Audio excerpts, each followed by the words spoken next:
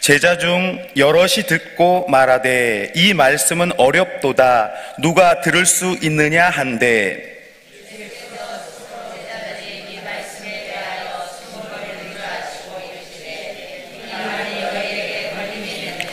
그러면 너희는 인자가 이전에 있던 곳으로 올라가는 것을 본다면 어떻게 하겠느냐? 내가 여기 말은 영요. 그러나 너희 중에 믿지 아니하는 자들이 있느니라 하시니 이는 예수께서 믿지 아니하는 자들이 누구며 자기를 팔 자가 누구인지 처음부터 아심이러라.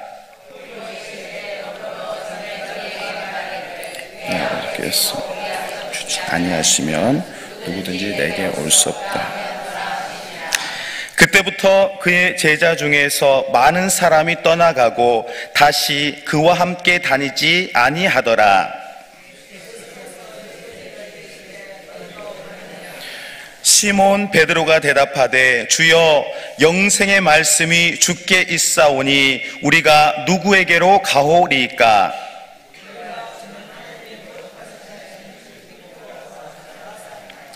예수께서 대답하시되 내가 너희 12를 택하지 아니하였느냐? 그러나 너희 중에 한 사람은 마귀니라 하시니 이 말씀은 가룟 시몬의 아들 유다를 가리키심이라.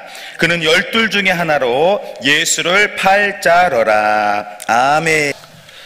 1620년 9월 6일 날 영국의 청교도들이 메이플라워를 타고 북미로 향하게 됐을 때 메스토라고 한 배를 타고 남미로 간 청교도들이 있었습니다. 시기는 비슷했고요. 이들이 다 신앙을 가지고 있었고 또 성경을 좋아했고 또 나름대로 믿음을 갖고 있는 사람들이었습니다. 그런데 남미로 떠나는 메스토호를 타고 간 사람들과 북미로 가는 메이플라워로 타고 가는 사람들의 차이가 있었는데 뭐냐면 동기의 차이가 있었습니다. 남미로 간 사람들은 물론 그들도 신앙적인 동기가 있긴 있었지만 그들의 목표는 뭐였냐면 그들의 남미의 금광이 발견되어서 그 금을 얻으면 부자가 된다는 소문을 듣고 골드, 다시 말해 물질을 향해서 떠난 사람들이었습니다. 그래서 새로운 개척지에서 새로운 길을 잡아 부자가 되겠다는 동기로 메스토를 탔는데 반면에 북미로 갔던 사람들은 골드가 아니라 God, L자 하나가 빠졌어요. 물질 때문이 아니라 바로 신앙 때문에 북미로 가게 됩니다. 그는 세상에 타는 어떤 것보다도 바로 신앙적인 동기 때문에 메이플라워를 타게 됩니다. 영국 국교의 교인들에 의해서 핍박을 받았던 그들이 마음껏 신앙생활을 하지 못하자, 마음껏 예배하자, 마음껏 기도하자, 마음껏 전도하자, 그런 곳이 어디냐? 그래서 그들은 메이플라워를 타고 북미로 가게 되었던 겁니다. 결론적으로 신앙을 찾아서 메이플라워 타고 북미로 갔던 사람들은 그들은 신앙만 아니라 물질의 부유함도 얻었어요. 지금 미국이 그렇습니다. 정치, 경제, 사회문화, 스포츠, 영화, 과학 등 모든 분야에서 세계 최강대국이 되었습니다. 그런데 남미로 갔던 사람들, 골드로 목표로 했던 사람들은 골드, 금도 잃어버리고 신앙도 잃어버렸어요. 지금 여러분 잘 알다시피 남미의 브라질, 아르헨티나, 칠레, 페루 같은 나라는 엄청난 인플레이션과 반복되는 경제 불안으로 말미암아서 어려운 처지에 놓여 있습니다. 뭘 말하고 있습니까? 똑같은 일을 하더라도 동기의 차이가 있다고 하는 겁니다.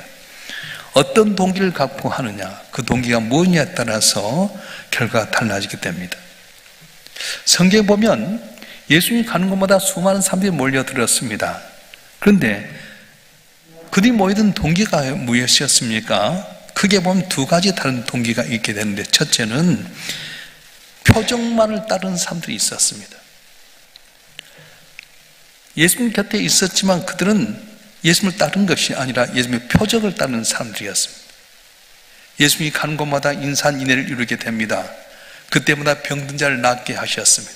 죽은 자를 살리기도 하고요, 놀라운 기적을 베풀었습니다. 자, 우리 요한복음 6장 2절 말씀 한번 볼까요? 요한복음 6장 2절 말씀 한번 읽어보겠습니다. 시작. 큰 무리가 따르는 병자들이 행하신 표적을 보았음이러라. 아멘. 엄청나게 많은 사람들이 모아졌는데 오는 사람들을 다 병을 고쳐주었어요. 그래서 이분들은 병 고침 때문에 모여들게 됩니다. 또 베스다 광야에서 예수님 말씀 듣게 몰려든 사람도 있었는데 장정만 5,000명, 여자 노인 어린애까지는 2만 명이 넘는 수가 있었는데 예수님께서는 15개 물고기 2마리로 그 수를 다 먹이고 또 12강이 남는 놀라운 기적을 베풀었습니다. 그런데 이 기적의 소식을 듣자마자 많은 사람이 몰려들기 시작합니다. 자, 요한복음 6장 26절 공동 번역으로 제가 한번 읽어보겠습니다. 너희가 지금 나를 찾아온 것은 내 기적의 뜻을 깨닫기 때문이 아니라 빵을 배불리 먹었기 때문이다. 나를 찾아온 것은 내 기적의 뜻을 깨달았기 때문이 아니라 빵을 배불리 먹었기 때문이다.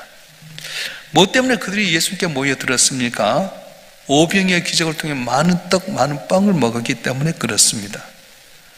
자, 떡 먹고 빵 먹고 배불렀다면 이제 말씀을 잘 집중해야 되지 않겠습니까? 그런데 여전히 그들의 관심은 떡이었어요. 빵 주세요, 떡 주세요. 물질적인 관심이 있었습니다. 자, 요한복음 6장 34절 말씀 다시 한번 읽어볼까요? 요한복음 6장 34절 말씀 제가 안 보냈던가요?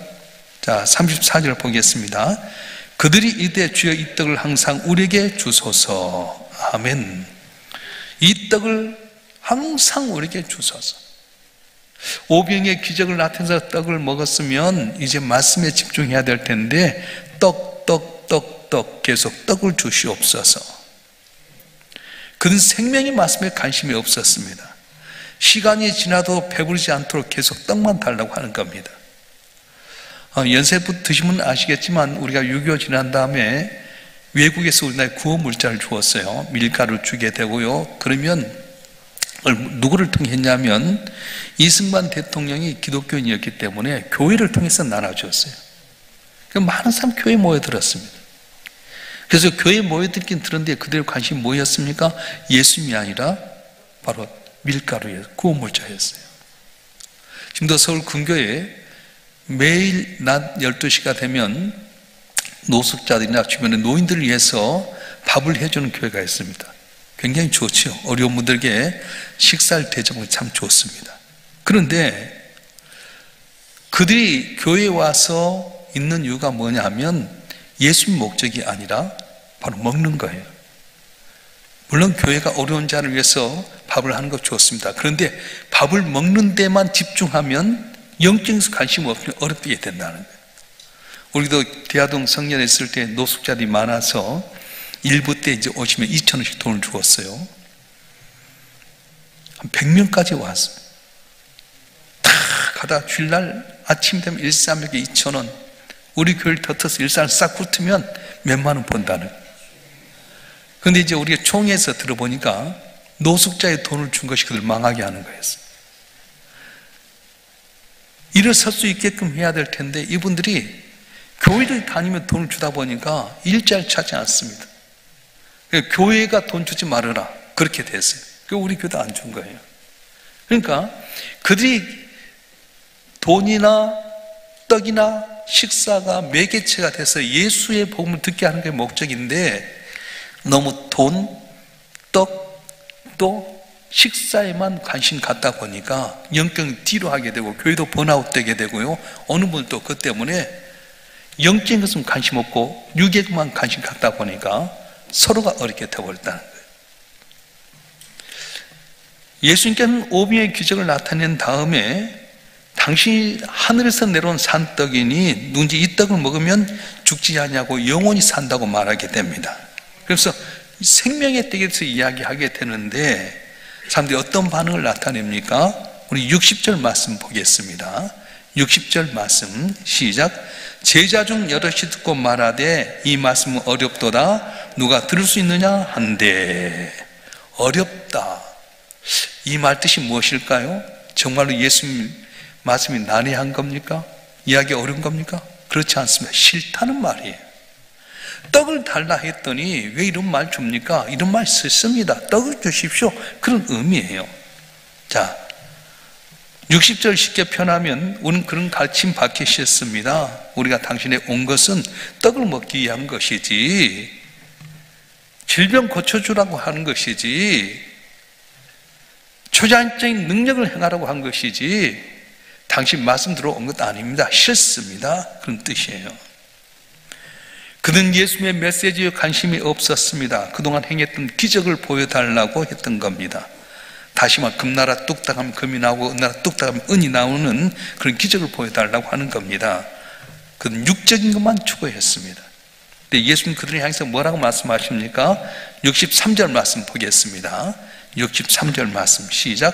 살리는 것은 영이니 육은 무익하니라. 내가 너에게 이른 말은 영이요 생명이라. 아멘. 다시 한번 시작.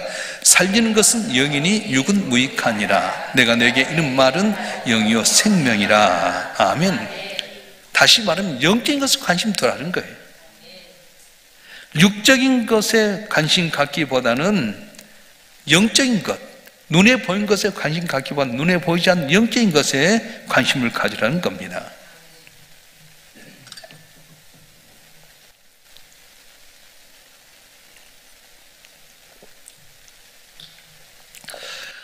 무용계에서는 마사 그램이라고 하는 분을 전설적인 인물로 생각하게 되는데요. 그 이유는 1991년 97세의 나이로 돌아가셨는데 이분이 무슨 작품을 잘 구성했다든가 잘 가르치고 직접 무대에 서서 공연하는 등 왕성한 활동을 했기 때문 아닙니다. 무용계의 전설적인 인물이 되게 된 것은 350년 동안 지속되었던 전통적인 고전의 발레의 틀을 깨뜨려 버렸어요.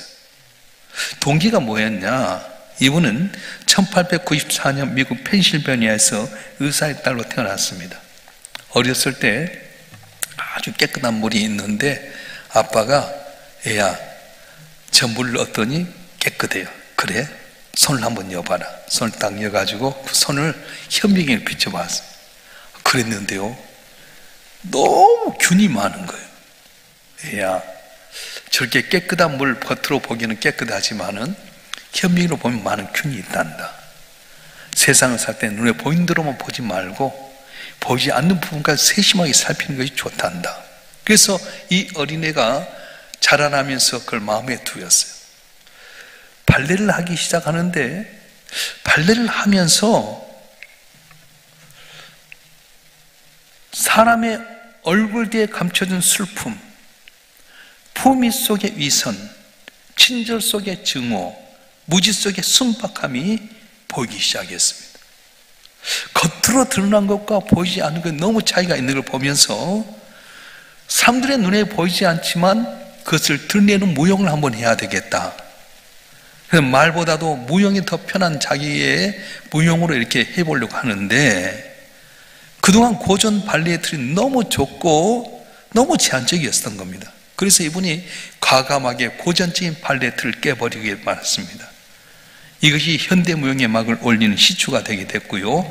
그녀는 무용사의 획을 긋는 전설적인 인물이 되었습니다. 보이는 것이 아니라 보이지 않는 너머걸 보라는 거예요. 고린도후서 4장 18절 말씀 한번 읽어볼까요? 제가 읽어보겠습니다. 고린도후서 4장 18절 말씀. 우리가 주목하는 것은 보이는 것이 아니요 보이지 않는 것이니 보이는 것은 잠깐이요 보이지 않는 것은 영원함이라. 우리가 주목하는 건 보이는 것이 아니요 보이지 않는 것이니 보이는 것은 잠깐이요 보이지 않는 건 영원함이라. 여러분 그래서 눈에 보니까 너무 집착하지 마세요. 육적인 것에 집착하지 마세요. 영적인 것에 관심 가지라는 거예요. 육으로 보는 건 언젠가는 사라집니다. 젊었을 때 그 아름다운 모습도 나이가 들면 쭈글쭈글해지게 되고요. 여러분 아름답게 지었던 집도 몇십 년 지나면 다 낡아지게 되지 않습니까? 우리가 살아가면서 지금 핸드폰 같은 경우도 지금 좋다고 하지만 이건 금방 유행 따라 지나가 버려요. 차도 얼마나 바꿔진지 몰라요. 그러니까 눈에 보이는 것만 따라가면 유행 따라 살아가면 만족함이 없습니다. 그런데 생명의 떡이신 예수를 바라보며 영적인 면에서 주님과 나라고 교통하게 되면 세상도 없고 나도 없고 구속한 주만 보이도다. 가진 것 없고 내 마음이 천국이 될 수 있게 되고요. 아무것도 없는 것 같아도 주님 나의 등 뒤에서 도우신다는 사실을 믿으면 담대함을 얻을 수 있게 되는 거예요. 할렐루야. 그래서 여호사가 모세가 죽은 다음에 그들 이어받을 때 얼마나 두렵습니까? 광야에서 언제나 모세에게 배반하고요, 불평불만하고요. 그 위대한 지도자 앞에서 항상 모세 앞에서 불평불만하다가 20세 이상 다 죽어버렸어요. 이제 광야 40년 가운데 20세 이하 애들이 40년 지나니까 60세 되든가 아니면 더 어린 애들인데, 이들 데리고 가나안을 정복하자니 다 본 것이 바로 불평불만이잖아요. 그때 하나님께 말씀하신 거예요. 여호사야, 두려워하지 말아라. 마음을 강하고 담대해라. 내가 모세와 함께 했던 건 너와 함께 하겠다. 네 발바닥 밟는 건 내가 내게 다 주겠느니 자루나오나 치지 말고 내가 내게 명하여 보낸 일에 그 말씀에 형통하게끔 붙들고 순종이라 말씀하셨다. 그 요단강에 갈라진 것은 어떤 육적인 것이 아니었습니다. 믿음 갖고 말씀대로 법궤를 갖고 딱 갔더니 요단이 쫙 갈라지게 되고요. 여기서 승리한 내용이 무엇입니까? 무기나 어떤 인간의 전술로 한 것이 아니었어요. 제사장이 법궤를 부고 탁 나가고 양다탑을 갖고 나팔을 불면서 찬송하면서 쫙 가는 가운데 너는 다 말하지 말아라, 들리지 말아라, 불평하지 말아라. 하루에 한 바퀴씩 돌고 6날까지 돈 다음에 7째 날 7바퀴 돌면서 외쳐라, 여리고 성아 무너져라. 그 순간 팍 무너졌어요. 그래서 이제는 우리가 다 이길 수 있다 생각하고요, 그 다음에 작은 성 아이성 3,000명이 해결할 수 있는 것인데 갖다 실패하고 말았습니다. 하나님 어떻게 합니까? 저 여리고 성도 이겼는데 작은 아이성에 지면 우리는 어떻게 하자는 겁니까? 그때 여호사의 마음속에 하나님의 음성이 들어요. 네 가운데 죄인이 있다는 거예요. 죄로 말미암아서 이렇게 된다. 그래서 제비를 뽑습니다. 결국은 죄를 뽑은 것이 어떻습니까?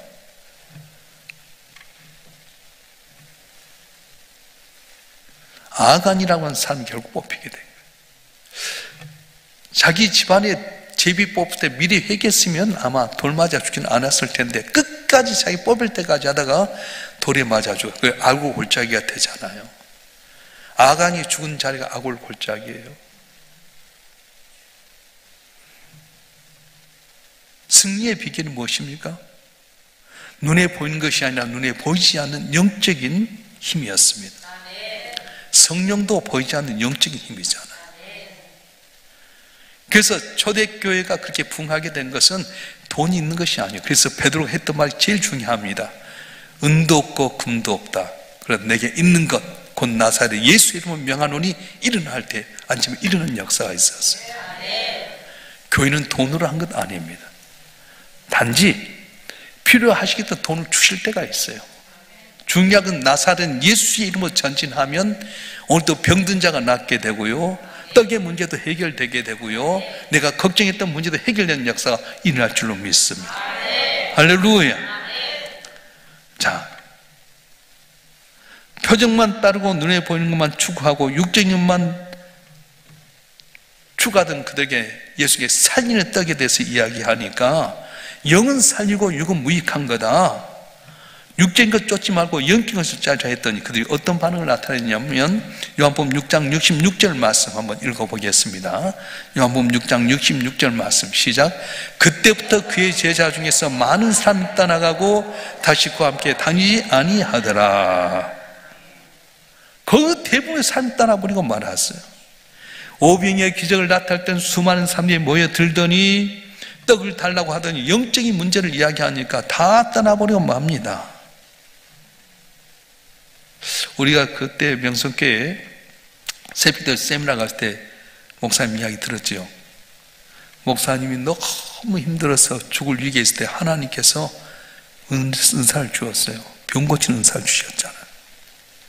근데 본인은 신유의 은사를 사용하지 않았어요. 신유의 은사만 하면 병자만 모이는 교회가 되는 거예요. 신유의 은사 같지만 그걸 하는 게 예수의 복음 전했다고 하잖아요. 그때 가부인 들었죠? 신유의 은사만 집중하면 그 교회는 병자만 오는 거예요. 안 고치면 떠나가는 거예요.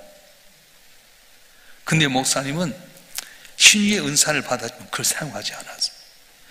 복음을 전했더니 그 복음 때문에 말씀에 썼던 사람들이 명석히 이렇게 된 것이지 쉴만 했다면 그렇게 안 됐다는 거예요. 오늘도 마찬가지입니다. 교회가 어떤 육적인 문제를 고치거나 육적인 문제를 회복시키거나 육적인 문제를 해결하는 데만 집중하면 거기만 그런 사람들은 모여들지 말씀을 안 쓰는 거예요.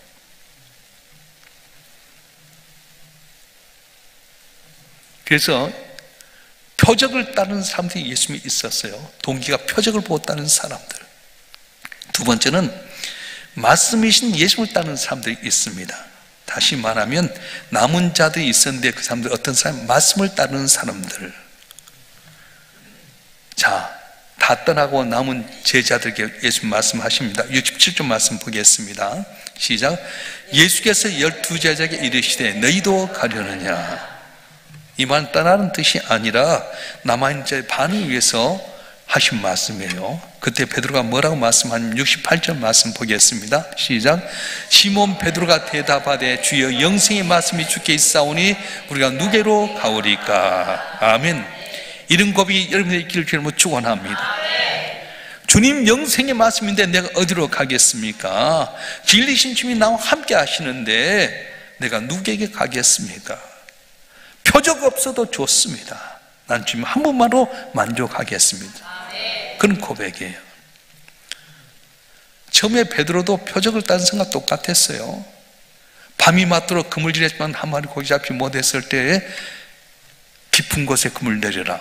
그래서 깊은 곳에 그물 내렸더니 고기가 잡혀 너무 좋아했잖아요.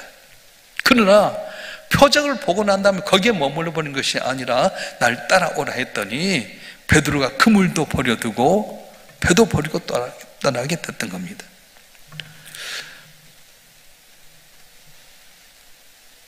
자, 68절 말씀 한번 보고 69절 말씀 볼까요? 69절 말씀 시작. 우리가 주는 하나님의 거룩하신 줄을 믿고 알았사옵나이다. 아멘. 예전 어린아이 신앙처럼 그물에 고기 잡힌 거 바라보고 좋아하고 그 표적 보고 따랐지만 그 주님을 체험한다면은 이제 표적이 아니라 바로 하나님의 거룩한 줄을 믿고 따르겠습니다. 어린아이 신앙이 아니라 장사 믿음의 신앙자로 변화됐다고 하는 겁니다. 여러분도 교회 다니면 이런 변화 있기를 주님으로 축원합니다. 베드로 같은 성수 있기를 주님으로 축원합니다. 교회 다니다가 보험 들고 예수 영접하고 구원받았다고 한다면 시간의 지남에 따라 변화와 성숙함이 있어야 될 텐데 백날 그 자리만 제자리 걸음하니까 문제예요. 이런 말 들었죠? 서당계 3년 풍어를 읊는다. 들어보셨어요? 개도 서당계 3년이면 풍어를 읊는데 수십 년 동안 교회 다니고 직분 받았는데도 불구하고 어린아이 신앙같이 밑바닥만 바라보고 뭘 먹을까 뭘 마실까 뭘 입을까 찾으면 어린애 신앙이라는 거예요. 심리학자들이 이런 사람들을 일컬어 뭐라고 하는지 아세요? 아동성이라, 성인 아동이라 그랬어요. 어른 아이라고 말합니다. 겉모습은 분명히 어른인데 생각하는 거나 향하는 것이 아직도 어린 나이 행동이 남아있다고 하는 겁니다. 초대교회 고린도 교인들이 바로 그랬습니다. 성인 아동이 참 많았어요. 나이가 지났는데도 밥도 먹지 못하고 젖병 들고 어린애 태를 내는 성인 아동 같은 미성숙한 성도들이 고린도 교회에 너무도 많이 있었습니다. 그래서 사도 바울은 고린도전서 3장 1절과 2절에서 이렇게 말씀하는데요, 제가 한번 읽어드리겠습니다. 형제들아, 내가 신령한 자들 대함과 같이 너에게 말할 수 없어서 육신에 속한 자, 곧 그리스도 안에서 어린 아이들을 대함과 같이 하노라. 내가 너를 젖으로 먹이고 밥으로 아니하였노니 너희가 감당하지 못하였으니와 지금도 못하리라. 성숙해야 될 텐데 아직도 성인 아동, 어린애 같은 생각을 하고 있으니까 너에게는 정말 내가 젖만 먹일 수밖에 없다, 내가 가슴 아프다, 그런 거예요. 우리 교회는 좀 어떤 것 같아요? 여러분 자신이 평가할 때 성숙한 성도입니까? 변화가 좀 되었습니까? 아직도 어린애 같은 신앙이라면 변화가 돼야 되지 않겠습니까? 표정만 따른 것이 아니라 영생의 말씀이 여기는 내가 어디로 가겠습니까? 내가 구원받았다고 한다면, 믿음이 커졌다면 말이 달라지고 얼굴 태도가 달라지고 삶이 달라지지 않겠습니까? 애들이 자라날 텐데 자라나지 못한 그 모습 보면 부모들 마음이 아프듯이 예수도 마찬가지예요. 성도를 한 분 한 분이 말씀 안에서 자라날 텐데 자라나지 못하고 언제나 어린아이 같이 있을 때 가슴 아픈 것이 바로 예수님이고요. 성도를 하나하나가 믿음이 자라날 텐데 아직도 성숙하지 못한 신앙을 갖고 있으면 지도하는 영적인 지도자의 마음이 아프게 된다고 하는 겁니다. 자, 다 떠났어요. 12명의 제자가 남아왔어요. 그 가운데 한 사람 떠나지 않은 사람이 있잖아요. 누구죠? 가룟 유다가 남아 있었습니다. 다 떠나는데도 가룟 유다 떠나지 않았습니다. 그렇다고 해서 그가 예수를 믿고 말씀을 청종한 것도 아니었습니다. 다른 사람에 비해서 인내심이 많이 있었는지 아니면 좀 더 지켜보기로 했는지 모르지만은 그는 예수님 곁에 남아 있었어요. 그런 가룟 유다에게 예수 뭐라고 말씀하십니까? 70절과 71절 말씀 한번 읽어보겠습니다. 70절과 71절 말씀 시작. 예수께서 대답하시되 내가 너희 12를 택하지 아니하였느냐? 그러나 너희 중에 한 사람은 마귀니라 하시니 이 말씀은 가룟 시몬의 아들 유다를 가리키심이라 12 중에 하나로 예수를 팔 자르라. 아멘.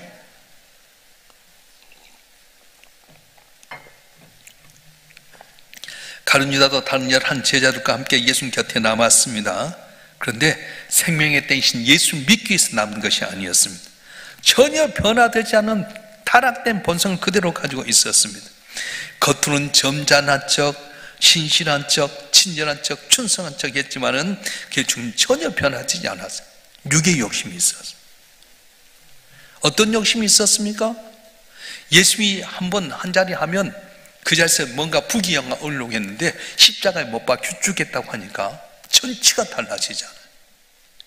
예수 믿으면 뭔가 세상에서 한번 한가닥 할 줄 알았는데 십자가에 못 박혀 죽겠다고 하니까 그 심성에서 변질되기 시작합니다. 예수에 대한 미움이 생기고 증오심이 생기게 되고 결국은 돈이라도 찾자 그래서 제사장들에게 은 30냥 예수를 팔아버리고 말았습니다. 그래서 예수님께서는 64절에 너희 중에 믿지 아니한 자가 있느니라 처음부터 그를 알아버렸습니다. 반면에 베드로는 어떻습니까? 많이 변했습니다. 고기보다는 주님의 말씀이 여기 싸운 적 주님을 따라가는 사람은 변했습니다.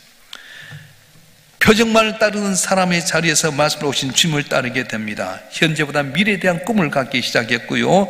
후에 기독교에 대한 핍박이 있을 때 내가 어찌 주님과 함께 십자가에 못 박혀 죽겠나 거꾸로 달라 해서 바로 자기 인생을 주님께 영광 돌리는 생으로 인생을 마감해서 장엄한 제물이 되었던 겁니다. 여러분 인생 전에 두 갈래의 길이 있습니다. 하나는 나를 위한 길이고 다른 하나는 주님의 영광을 위해서 사는 길입니다. 그럼 지금 어떤 길로 가고 있습니까? 여러분 누구를 위한 길을 가고 있습니까? 여러분 자신을 위한 길을 갑니까? 아니면 예수를 위해서 가는 길입니까? 현재를 추구합니까? 아니면 미래를 추구하고 있습니까? 육적인 것을 추구합니까? 영적인 것을 더 추구합니까? 여러분 신앙생활의 동기가 과연 무엇입니까?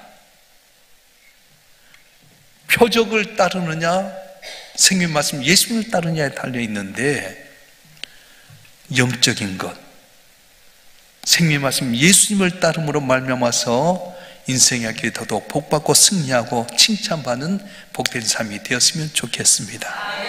기도하겠습니다.